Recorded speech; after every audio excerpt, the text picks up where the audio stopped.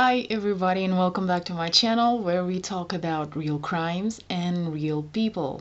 Don't forget to subscribe, click the notification bell button, and give this video many likes. I really appreciate it.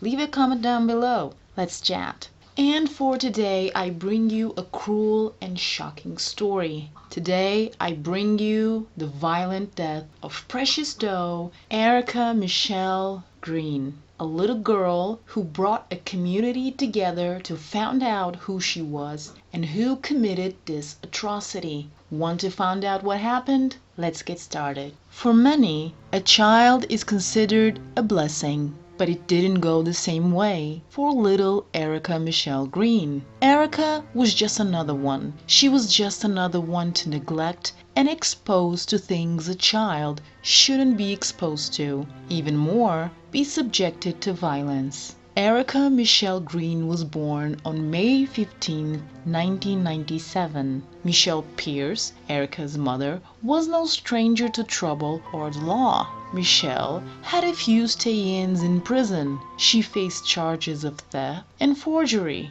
Actually, Erica was born in prison, and because Michelle couldn't keep Erica, a woman took custody of the little girl until Michelle was released. Michelle, who was 30 years old, had 8 children, 5 of them with Larry Green, Erica's father, who also spent time in prison. When Erica passed away, he was actually in prison, and he was told by Michelle Erica was with relatives in Illinois. Larry described Erica as beautiful. She wasn't a crybaby, she just smiled. On April 28, 2001 in Kansas City, Missouri, one officer who was on patrol searching for a missing elderly man found something else. He found something that would give anyone nightmares. The body of a decapitated African-American little girl was found near Hibbs Park at 59th Street and Kensington Avenue in Kansas City in a wooded area.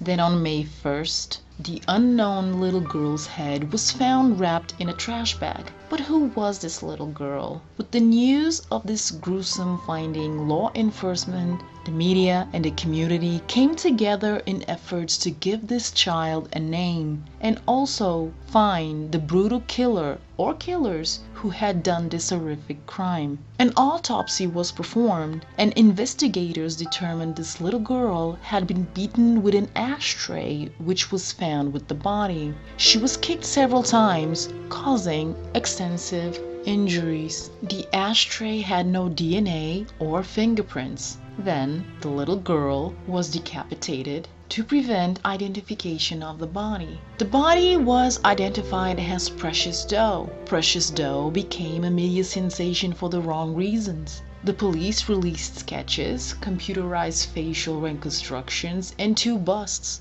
There were no missing children in Kansas City. Thousands of leads came in, but no one claimed the body. There were no witnesses of the crime or dumping of the body. Precious Doe, even though she was all over the media, was unidentified for a long time. How come this little girl had no one looking for her? Was she alone in this world? Despite public broadcasts and appearances on several shows, for the community, law enforcement, and the media, the identification of Precious Doe seemed unreachable. But they wouldn't give up. They wouldn't let Precious Doe down. The quest to identify Precious Doe and catch her killer remained. Years went by, but no identification was made. No killer was brought to justice, and surprisingly, no one came forward looking for Precious Doe. Was this a hint? The people who were supposed to protect Precious Doe were actually the one who had harmed her. On April 28, 2005, on the anniversary of the finding of Precious Doe's body, the community had a memorial.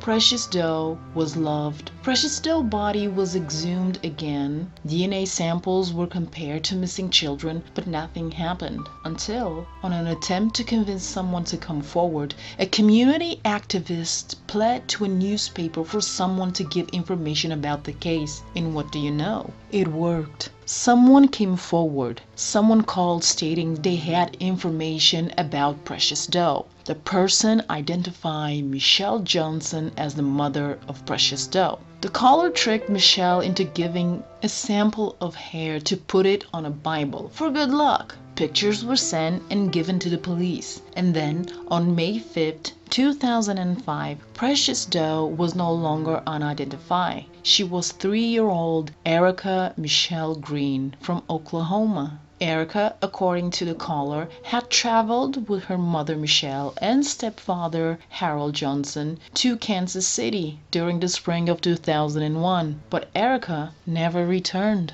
Authorities issued an arrest for Michelle and Harold Johnson. Harold was already in jail for unrelated charges and was then extradited to face charges in Missouri. The police interviewed Michelle. Michelle confessed. Erica had died. Harold had kicked Erica. She died. Then they dismembered her body and dumped it. Michelle was charged with second-degree murder and endangerment of a child's welfare in exchange to testify against Harold. Harold Johnson had previous convictions of assault with a dangerous weapon and possession of a sawed-off shotgun. He, Michelle, traveled with Erica to Kansas City. They stayed with a friend and indulged on drugs. LaWanda Driscoll stated while staying there, she witnessed Harold beating Erica for crying, peeing on herself, or if she didn't eat. LaWanda heard some noise one day and then silence. She saw Michelle taking Erica as if she was sleeping on a stroller. Later on, Michelle told her she had given Erica to the woman who had raised her while she was in prison. But the details of that day were more gruesome.